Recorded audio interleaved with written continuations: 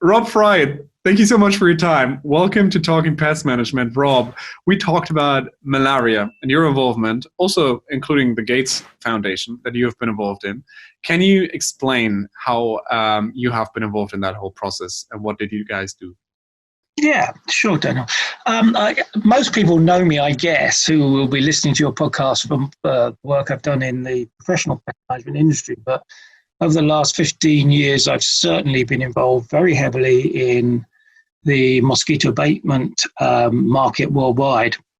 And some of that work really started with being part of a wider group of people who put input into the first report produced by the Boston Consulting Group for the Gates Foundation just after the turn of the millennium, where we were trying to identify where Gates Foundation could best put its money to have its, the biggest bucks for impact.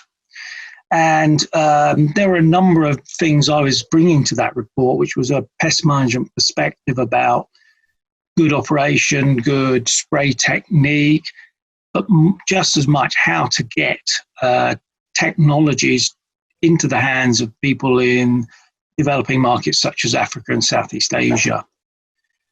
And the one thing that the Gates Foundation picked up on very, very early and has made a significant impact on the reduction in terms of deaths and transmission of malaria was the use of insecticide-treated bed nets, which have been probably the biggest intervention in the last 20 years in terms of reducing deaths in malaria, particularly in pregnant women and young children.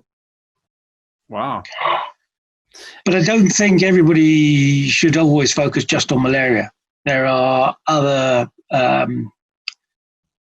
often called NTDs, neglected tropical diseases, that can have as much impact, certainly on a local scale, things like dengue fever, which is transmitted by a different species of mosquitoes to malaria and needs to be treated in a different way, along with perhaps some of the more known tropical diseases these days, such as the Zika virus, which came to prominence around the Rio Olympics, and chikungunya, which has spread from North Africa into places like Italy over the last few years. And a friend of ours has sent me an article of yours, I think with a headline, "Over COVID, do not forget malaria," right? So what was the content of that? Well, it's really just trying to get people to understand that what we do not want to see is, as much as COVID is a global challenge, so much good work has been done over the last 20 years and so much has been invested in improving malaria control, improving control of some of these neglected tropical diseases. It would be so easy to go back to where we were if we don't continue these programs, we don't continue the emphasis on developing this on. And this is a particular concern, I think, in places like Africa, where you have a number of countries which clearly have limited resources within their own, let's call them national health services, where money is being pulled away from well-established on-the-ground programs to fight other diseases. And we have to keep this in balance. Malaria is still the biggest single killer of children on the planet. It seriously is? I didn't even know that. Well, if you take out malnutrition and things that go alongside that in terms of gastroenteric diseases, I mean, malaria as a specific problem is a big killer on the planet. And there was one specific product or prototype of a product that has been very prominent in the news, which I think was the laser laser kind of mosquito trap or mosquito killer that the Gates Foundation also invented. Did you also contribute to that? We'll have to do a bit of cut and paste on this. That's something that I don't know very much about, and has been quite a recent development. Really? I've seen it in the news a few years ago, and I was like, oh my God. Are you thinking about this thing where you fire lasers at mosquitoes and knock them out of the sky?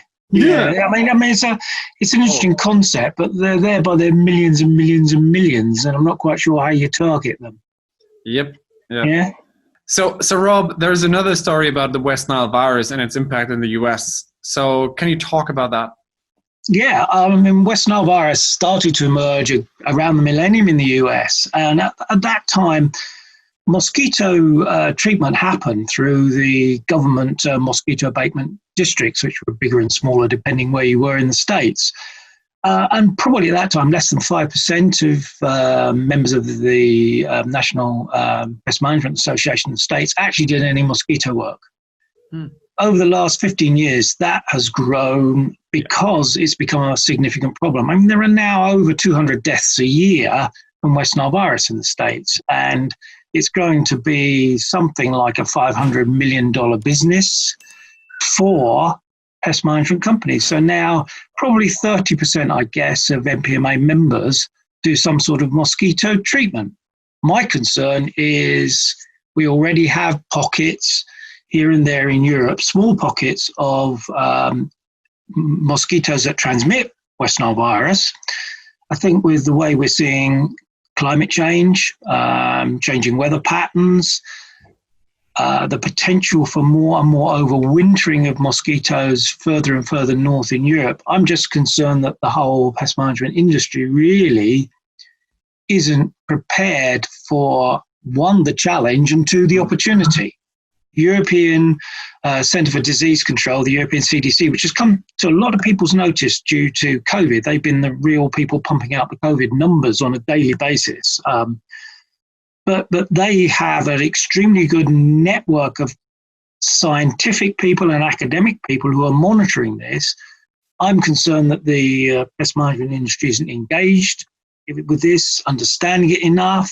We aren't getting enough products registered for mosquito control across Europe. And just with something like termite control, you need to train technicians in a completely different approach to pest management to control mosquitoes than you do for rats and cockroaches and mice and bed bugs. Wow. Now that's news to come. I mean, as you said, it could be there 2021. And I think it's true that the industry is probably, especially manufacturers and distributors, not ready yet when it comes to distribution and registration of new products, right? Yeah, I think so. I think, we all know how long it takes to register products, and we need to be getting these pests added to the labels. The products are there, it's getting the pests on the labels. Okay, gotcha.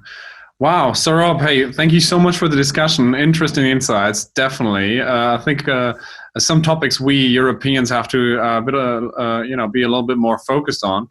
And one thing I want to teaser as well, you have been involved in your career over, probably everybody watching the show knows you, and most of the people I interviewed know you obviously because you've worked with them, and you've been involved with SEPA. And what you did for SEPA is something we should call a broad standard that made our pest control industry way better. And I think we got an opportunity in the next interview to speak about that one as well, I hope.